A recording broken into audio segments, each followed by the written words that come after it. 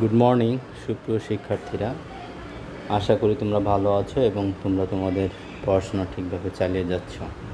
সুপ্রিয় শিক্ষার্থীরা, আজকে ভেক্টর অধ্যায়ের উপর ভেক্টর অধ্যায়ের কিছু গাণিতিক সমস্যা নিয়ে আলোচনা করব। এর আগে আমরা আমাদের যে থিওরি ছিল সেটা মোটামুটি আলোচনা শেষ করেছি, কিছু অনুধাবনমূলক প্রশ্ন নিয়ে আমরা আলোচনা করেছি, তাই না? আজকে আমরা ভেক্টরের কিছু গাণিতিক সমস্যা নিয়ে আলোচনা করব। তো তোমরা জানো যে গাণিতিক সমস্যা নিয়ে আলোচনা করতে গেলে আমাদের কিছু সূত্র মুখস্থ করতে হয়। তো এই গাণিতিক সমস্যা নিয়ে আলোচনা করার আগে আমরা কিছু সূত্র নিয়েও আলোচনা করব। যেহেতু এই ভেক্টর অধ্যায় তোমাদের ফার্স্ট ইয়ারে এগুলো কমপ্লিট করা হয়েছে, তাই আশা করি সেগুলো তোমাদের মোটামুটি মনে আছে। এই জন্য তোমাদের বুঝতে অতটা অসুবিধা হবে না। তো ঠিক আছে, আমরা আমাদের আলোচনা শুরু করি।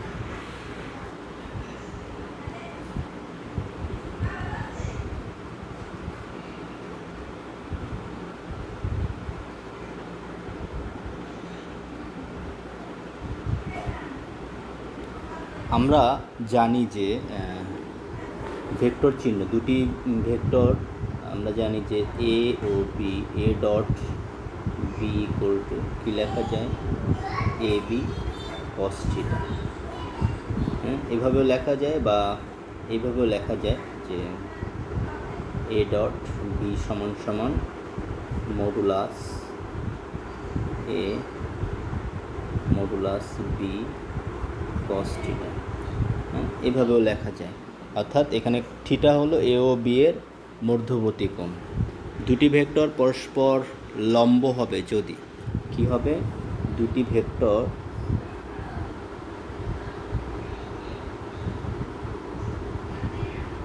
পরস্পর লম্ব হবে যদি, লম্ব হবে যদি কি হবে, A dot B equal to 0 হয়। তাহলে লম্ব হওয়ার সূত্র A dot B equal to 0 হয়, বা অথবা কোণ থিটা ইকুয়াল টু কত হবে, 90 ডিগ্রি হয়। আমরা দুইভাবেই প্রমাণ করতে পারি, ডট গুণফলটা 0 প্রমাণ করতে পারি, অথবা কোণের মান বের করে সেটার মান যদি 90 ডিগ্রি হয় তাহলে দুটি ভেক্টর পরস্পর লম্ব হবে বা সমকোণে অবস্থিত হবে। আচ্ছা, তাহলে লম্ব যদি হয় তাহলে সমান্তরালের সূত্র কি, দুটি ভেক্টর পরস্পর সমান্তরাল হবে যদি, সমান্তরাল হবে দুটি ভেক্টর পরস্পর সমান্তরাল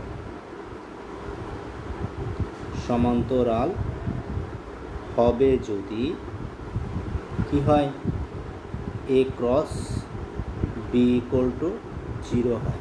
এদের ক্রস গুণফল যদি 0 হয় তাহলে দুটি ভেক্টর পরস্পর সমান্তরাল হবে। ঠিক আছে, ওকে। তারপরে আমরা কি কি সূত্র জানি, যে এ ও বি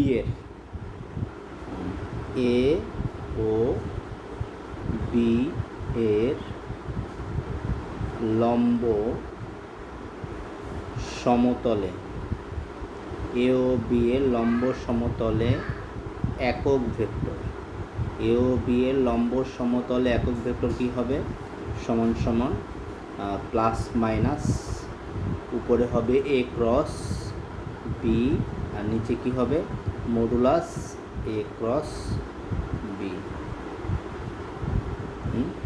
দুটি এ ও বি এর লম্ব সমতলে একক ভেক্টর সূত্রটা একটু খেয়াল রাখবে, উপরে হবে এ ক্রস বি আর নিচে হবে মডুলাস এ ক্রস বি। এখন হচ্ছে দুটি ভেক্টর পরস্পর সমান্তরাল, সমান্তরালের সূত্র কি, দুটি vector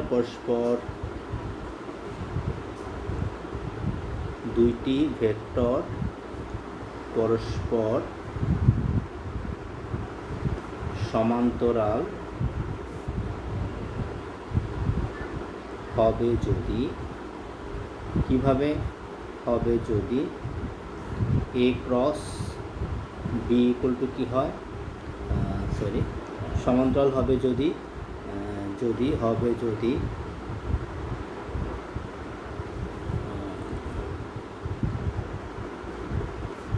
A cross B equal to 0 হয়, এটা তো আমরা জানি।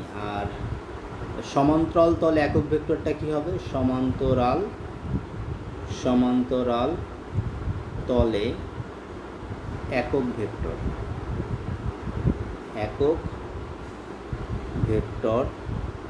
কী হবে? উপরে হবে এ প্লাস বি, আর নিচে হবে কি মডুলাস এ প্লাস বি।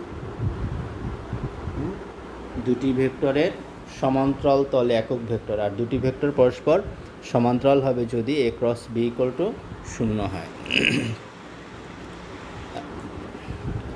তারপরে কি আছে আমরা, যে এ বরাবর বি এর লম্ব বিক্ষেপ, এ বরাবর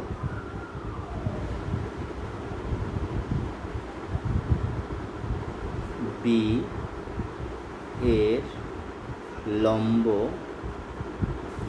অভিক্ষেপ, এ বরাবর বি এর লম্ব বিক্ষেপ সমান সমান কী হবে বলো? কার লম্ব বিক্ষেপ? বি এর লম্ব বিক্ষেপ। উপরে হবে এ ডট বি, আর নিচে হবে কি এ বরাবর বি এর লম্ব বিক্ষেপ, উপরে হবে A dot B, A vector dot B vector, আর নিচে হচ্ছে এ, বা এভাবে লেখা যায় মডুলাস এ, যেটা আমরা লিখি সেটাই হবে। দুটি এ বরাবর বি এর লম্ব বিক্ষেপ যদি এটা হয়, তাহলে বি বরাবর এ এর লম্ব বিক্ষেপ কী হবে? উপরে এ ডট বি, নিচে হবে কি মডুলাস বি।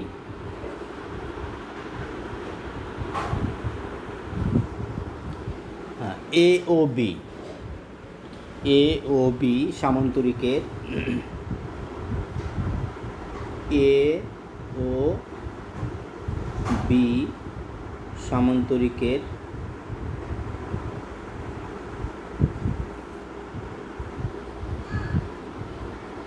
এ বি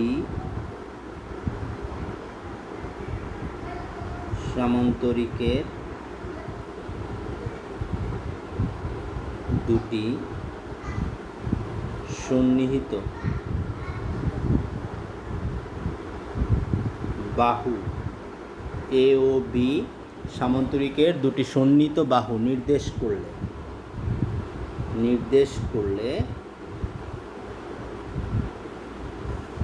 কি হবে? এদের ক্ষেত্রফল কি হবে? ক্ষেত্রফল সমান সমান মডুলাস এ ক্রস বি বর্গ একক। এ ও বি সামান্তরিকের দুটি সন্নিহিত বাহু নির্দেশ করলে তাদের ক্ষেত্রফল কি হবে? মডুলাস এ ক্রস বি বর্গ একক। আচ্ছা, এখন আবার রম্বসের ক্ষেত্রে আমরা কি লিখতে পারি, যে এ ও বি রম্বসের দুটি কর্ণ নির্দেশ করলে কি হবে? ক্ষেত্রফলের সূত্র করলে ক্ষেত্রফল সমান সমান half modulus A cross B বর্গ একক, তাই না? তাহলে আমরা বুঝতে পারলাম যে সামান্তরিকের বাহু নির্দেশ করলে ক্ষেত্রফল কেমন হয়, কর্ণ নির্দেশ করলে ক্ষেত্রফল কেমন হয়। আচ্ছা, তারপরে ত্রিভুজের ক্ষেত্রে যদি আমরা লিখি, ত্রিভুজের ক্ষেত্রে এ ও বি ত্রিভুজের দুটি সন্নিহিত বাহু নির্দেশ করলে ক্ষেত্রফল হবে, ত্রিভুজের ক্ষেত্রে এ ও বি ত্রিভুজের দুটি সন্নিহিত বাহু নির্দেশ করলে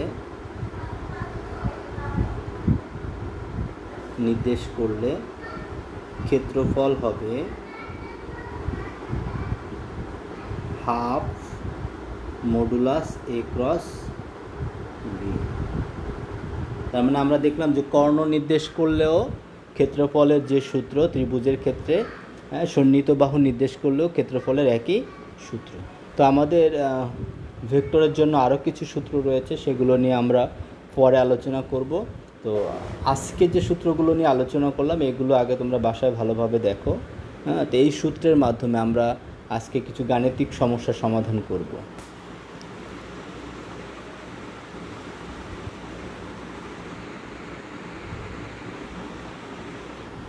শুরুতে এখানে এ ও বি এর অন্তর্গত কোণ নির্ণয় করো, তাই না?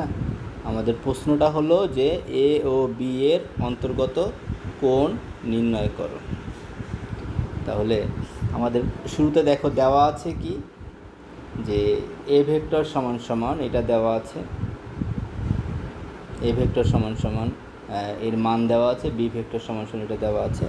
তা আমাদের কী করতে হবে, আগে ধরে নিতে হবে যে ধরি এ ও বি এর অন্তর্গত কোণ থিটা, তারপর আমরা জানি A dot B equal to A B cos theta, বা এভাবেও লেখা যায় যে আমরা জানি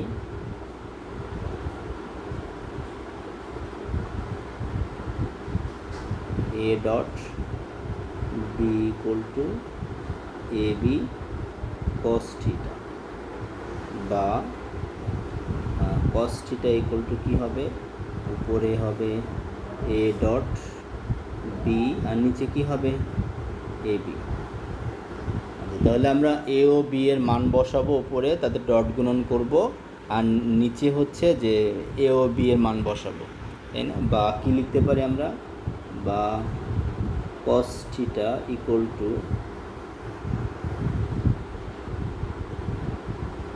কস থিটা সমান সমান এর মান কত, 2i cap plus 2j cap minus k cap bracket dot বির মান 6i cap minus 3j cap plus 2k cap.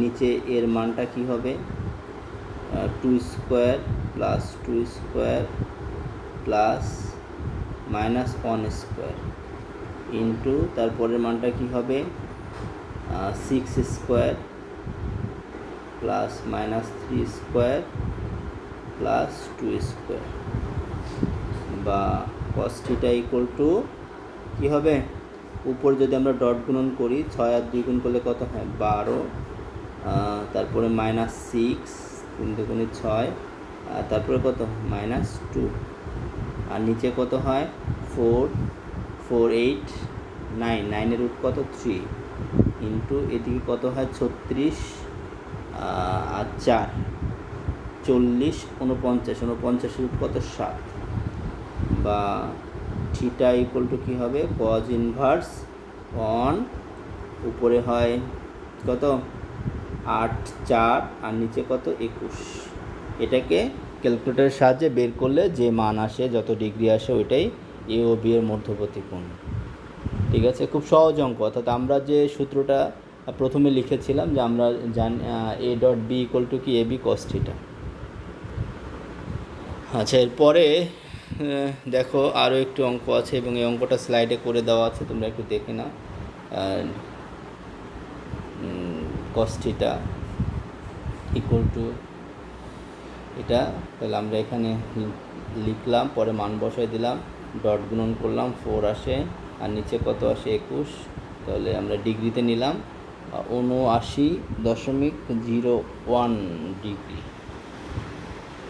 তারপরে যে প্রশ্ন আছে, এ ও বি এর অন্তর্গত কোণ কি, এ প্লাস বি ও এ মাইনাস বি এর অন্তর্গত কোণের সমান হবে। আমরা কিন্তু এ ও বি এর অন্তর্গত কোণ অলরেডি বের করেছি, সেটা কত, থিটা ইকুয়াল টু 79.01 ডিগ্রি। এটা হলো এ ও বি এর অন্তর্গত কোণ। এখন আমার বের করতে হবে এ প্লাস বি আর এ মাইনাস বি এর অন্তর্গত কোণ। তাহলে শুরুতে আমাদের কি করতে হবে, যোগ করতে হবে, যোগফলটা বের করতে হবে আর বিয়োগফলটা বের করতে হবে। তাহলে আমরা যদি এখানে আগে দেওয়া আছে লিখে নিলাম এ প্লাস এ ইকুয়াল টু এত, বি ইকুয়াল টু এত, তাহলে যোগ করলে কত হয়, ধরি পি সমান সমান এ প্লাস বি আর কিউ সমান সমান এ মাইনাস বি। এটা লিখলেও হবে, না লিখলেও হবে, শুধু এ প্লাস বির মানও বের করা যায়। তাহলে এখানে যোগ করলে 6 2 2 আর 6 কত হয় 8, আর +2 -3 কত হয় -1, -1 + 2 কত হয় +1। তাহলে এটা হলো পি, আর কিউ এর মান হচ্ছে বিয়োগ করলে কত আসে, এখানে এ হবে a -6 -4 আর 2 + 3, তার মানে কত 5 জে, আর -1 -2 তার -3k। তো এটা হলো আমরা যোগ আর বিয়োগ করলাম, এক যোগকে ধরলাম পি আর বিয়োগকে ধরলাম কিউ। তাহলে আমরা কি লিখব,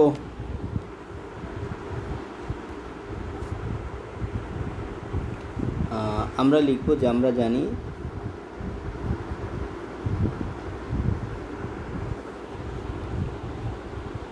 আমরা জানি P dot Q equal to P Q cos theta, বা কস থিটা ইকুয়াল টু কত হবে, উপরে হবে পি ডট কিউ আর নিচে কত পি কিউ। এটা হলো আমরা বসালাম, বা কস থিটা ইকুয়াল টু সমান উপরে যদি আমরা মান বসাই, যোগফলের মানটা কত আসছে -4 + 5 -4i cap + 5 j cap -3k cap dot, বিয়োগফলের মানটা কত আসছে, এটা হলো বিয়োগফলের মান। আচ্ছা, একটু ঠিক করে লিখি, বা cos থিটা ইকুয়াল টু, তাহলে যোগফল হচ্ছে কত 8i cap - j cap + k cap, আর এদিকে হচ্ছে -4i ক্যাপ + 5 জে ক্যাপ, আর কি হয় -3k ক্যাপ, আর নিচে হচ্ছে মানগুলো কত কত হবে 8 square plus -1 square plus 1 square into, আর এদিকে কত হবে -5 square plus 5 square plus -3 square. এটা হলো কস থিটা, তারপরে theta equal to cos inverse 1 করলেই হয়ে যাবে। আচ্ছা, এখানে দেখো যে অঙ্কটা করা আছে, সেটা একটু দেখি। যে ফার্স্টে ধরে নিলাম, ধরি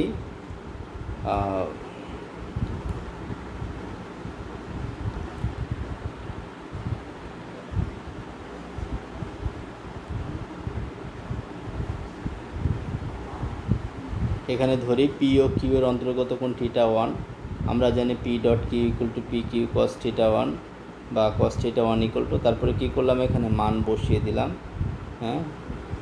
পি ভেক্টরের মান কিউ ভেক্টরের মান, পি ভেক্টর কিউ ভেক্টর বসানোর পর নিচে তার মান √স্কোয়ার করে।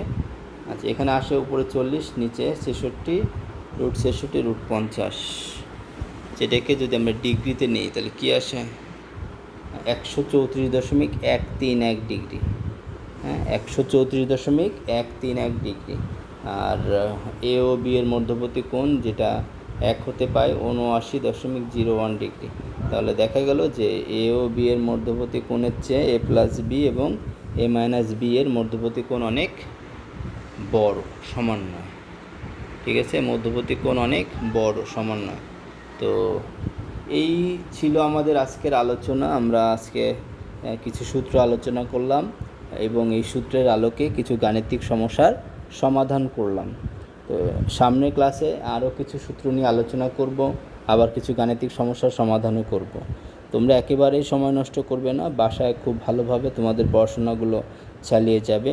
অবশ্যই তোমাদেরকে ভালো কিছু করার জন্য পরিশ্রম করতে হবে। তো ঠিক আছে, সবাই সুস্থ থাকো, ভালো থাকো, ধন্যবাদ সবাইকে।